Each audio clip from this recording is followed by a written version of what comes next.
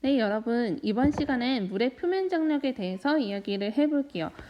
우리 새벽에 플리페 이슬이 맺히잖아요. 그 맺힌 이슬이 동그란 모양은 왜 그럴까요? 그리고 이렇게 동전 위에 물방울을 한 방울씩 톡톡톡톡 떨궜을 때 얘네들이 이렇게 동그란 표면을 만들게 됩니다. 그건 또 왜 그럴까요? 이 동그란 액체들의 표면, 그리고 물방울이 뭐 동그랗다, 이런 것들은 전부 다 물의 표면 장력으로 설명할 수가 있습니다. 네, 더 나아가서는 이 물의 표면 장력 역시 물의 구조와 수소 결합 때문에 그렇다라는 것도 볼 수가 있을 것 같아요. 그러면 이제 39페이지로 넘어가겠습니다. 네, 문단을 읽어보면요. 물방울이 동그란 모양인 것이나 동전 위에 물이 흘러내리지 않고 둥글게 뭉치는 것은 물의 표면 장력 때문이다. 표면 장력이란 액체의 표면적을 최소화하려는 힘을 가리키는데 액체 표면에 있는 분자들의 분자간 힘과 액체 내부에 있는 분자들의 분자간 힘의 차이에 의해서 생긴다.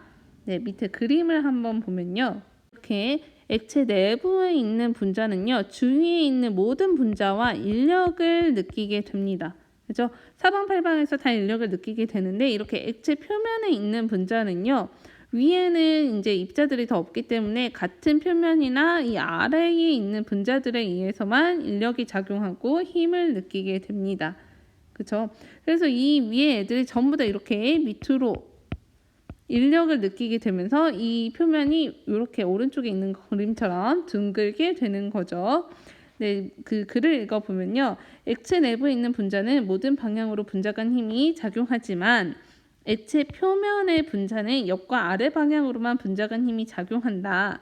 이 힘의 차이 때문에 액체 표면의 분자는 액체 내부 방향, 즉 안쪽 방향으로 힘을 받게 되고요. 안쪽으로 받기 때문에 겉에가 이렇게 말려서 둥근 모습을 하게 되죠.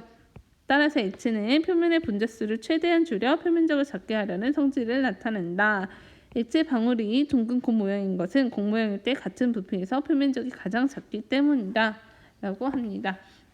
네, 여러분들 이 표면 장력에 의해서 액체 표면이 둥글게 되면요. 그 표면에 있는 분자수도 최대한 줄여지게 되고요. 그러니까 최소값을 갖게 되고 표면적이 작아지게 됩니다. 이것들을 전부 다 통틀어서 이제 우리가 표면 장력이라고 얘기를 하는 거죠. 네, 아래를 이어서 읽으면요. 분자간 힘이 강할수록 액체 내부 분자에 작용하는 힘과 액체 표면 분자에 작용하는 힘의 차이가 커서 표면 장력이 크다. 그러면서 이제 물은 수소 결합 때문에 다른 액체보다 표면 장력이 크다라고 얘기를 합니다. 그러면서 이제 물방울과 에탄올에 대한 이야기가 나오게 되는데요. 제 오른쪽에 이렇게 물과 에탄올의 분자 구조를 이제 2차원적으로 한번 그려봤습니다. 그랬을 때 물과 에탄올 중에 분자의 극성이 더 큰 건요, 당연히 물이 되겠습니다. 그리고 그 분자의 극성이 크다는 얘기는 다른 분자와 상호작용을 더 잘할 수 있다는 얘기죠. 즉 분자 사이의 인력도 물이 더 크게 됩니다. 한 표면 장력은 누가 더 크느냐? 네, 당연히 물의 표면 장력이 훨씬 크게 됩니다. 그래서 이렇게 물방울이나 에탄올 방울을 떨어뜨리게 되면요, 물방울은 이렇게 동그란 모양을 나타내게 되는데요. 에탄올 같은 경우는 약간 이렇게 퍼져 있는 모습을 나타내게 됩니다.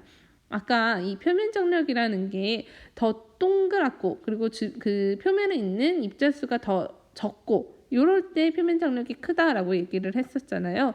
그래서 얘네들의 그 방울의 모양을 가지고도 누구의 표면 장력이 크다, 작다를 얘기할 수가 있겠습니다.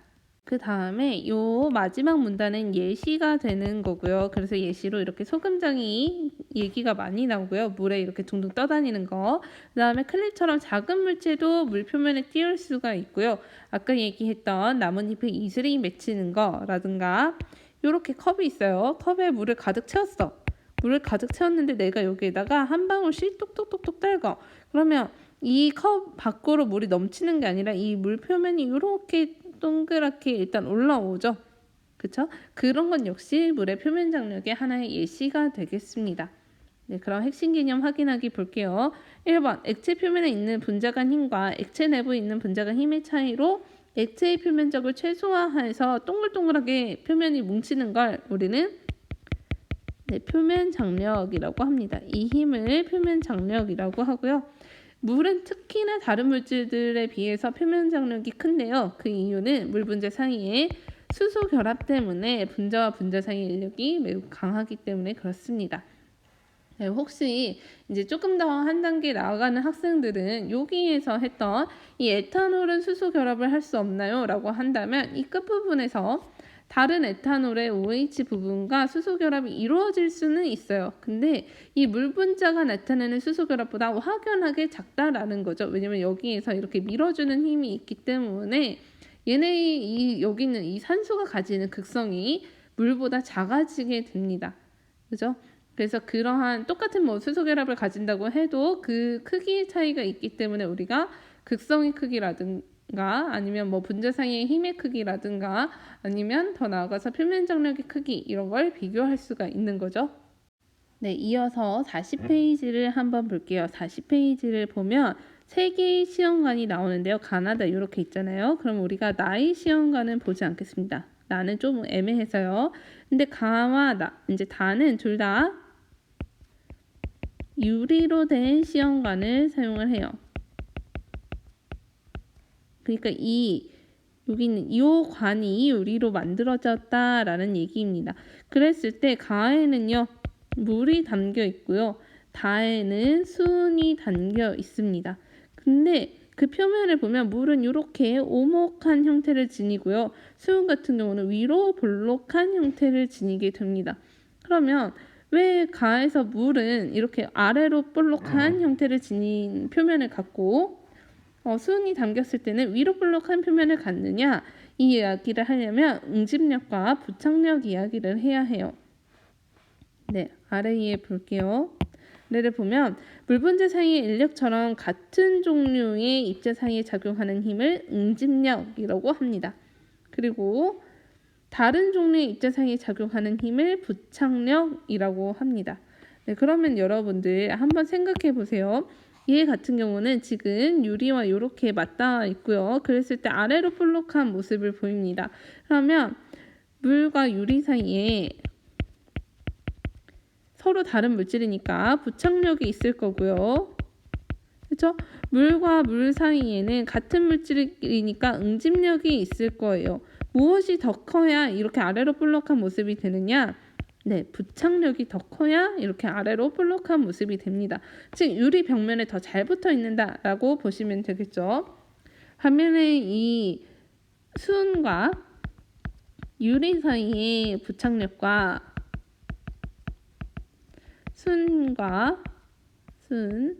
수은 사이의 응집력을 비교해 보면요. 무엇이 더 커야 이렇게 위로 볼록한 형태가 나타나느냐?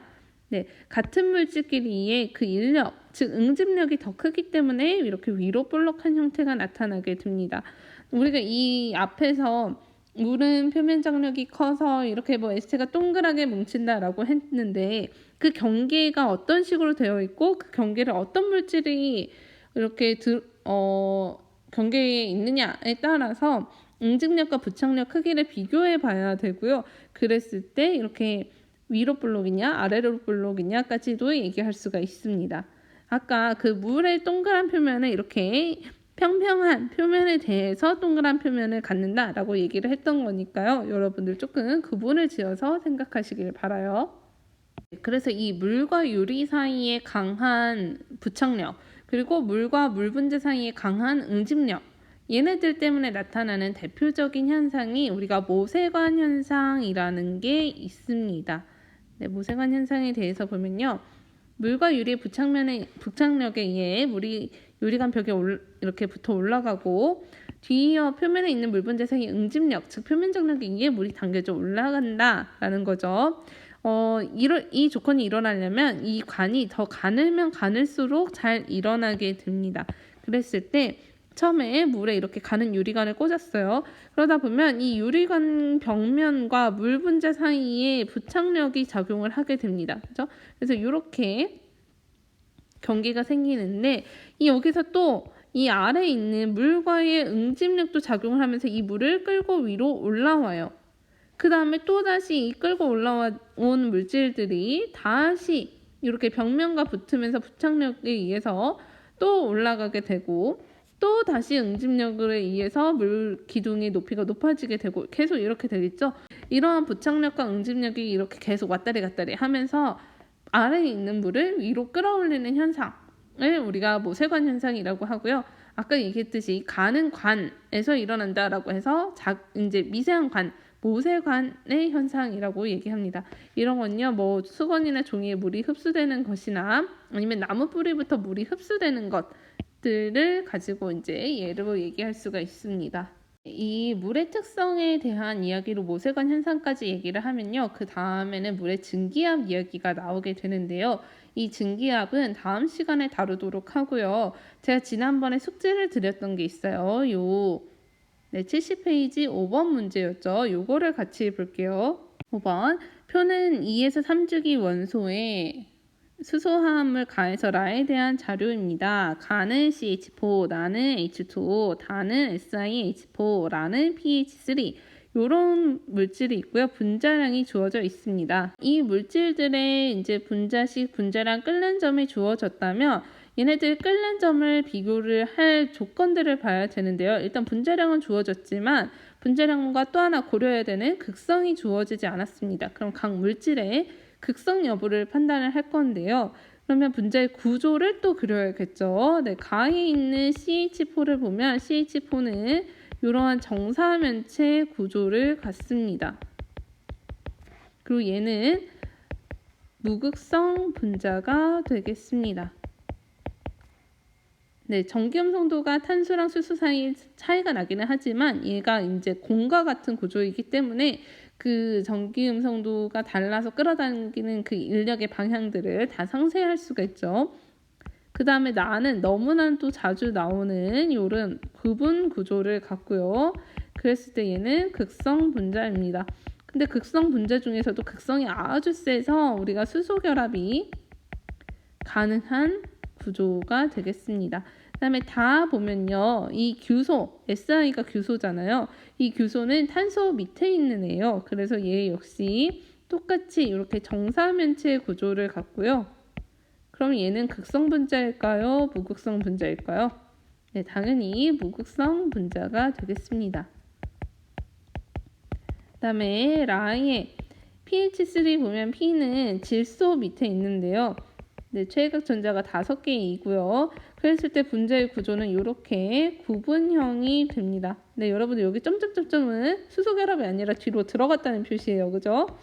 네, 그 다음에 비공유 전자쌍 이렇게 하나 있고 얘 역시 극성 분자가 돼요. 그러면 옳은 것은 기억, 분산력이 작용하는 것은 3가지이다. 여러분들 이 분산력이라는 것은 어떤 물질이든지 전자가 있으면 다 있어요. 전자 이동에 의한 편극 때문에 생기기 때문에 전자가 있으면 다 있죠. 근데 물질에 전자가 없을 수가 없잖아요.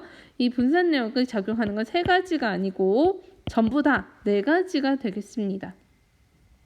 그 다음에 니은 끓는 점을 비교해보면요. 다랑 가의 끓는 점을 비교하면 둘 다 무극성 분자예요. 그럼 뭐를 비교해야 되냐? 네, 분자량 차이 비교해야겠죠? 분자량이 다가 더 큽니다.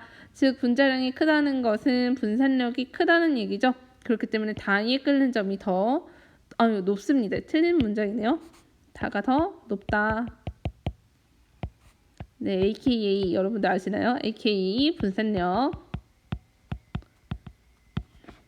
그 다음에 나가 가보다 끓는 점이 높은 것은 수소 결합이 주요 원인이다. OX. 네, 무조건이죠. 네, 물 하면 수소 결합을 빼놓고 생각할 수가 없어요. 그래서 답이 그냥 하나만 되겠네요. 네, 답은 2번이 됩니다. 그리고 제가 다시 들어보니까 잘못 설명한 게 있네요. 이 pH3 구조 구분형 아니고요. 우리가 삼각뿔이라고 합니다. 그죠?